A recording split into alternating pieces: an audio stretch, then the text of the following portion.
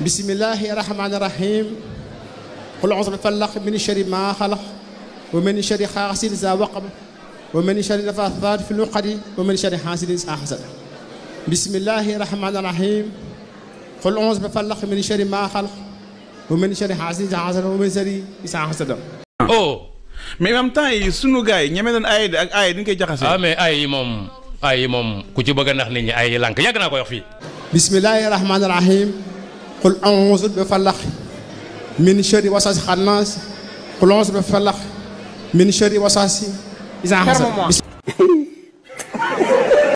maliki nas ilahi nas min sharri waswasil khannas allazi yuwaswisu fi suduri nas minal jinnati wan nas.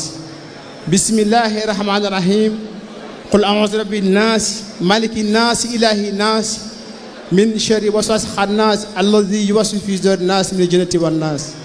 bismillahi rahmani rahim qul a'udhu rabbin nas maliki nas ilahi nas min sharri waswasil khannas allazi yuwaswisu fi suduri nas minal jinnati wan nas. bismillahi rahmani rahim alhamdulillahi rabbil alamin wassalatu wassalamu ala rasulillah wa ala alihi wa sahbihi wa man wala.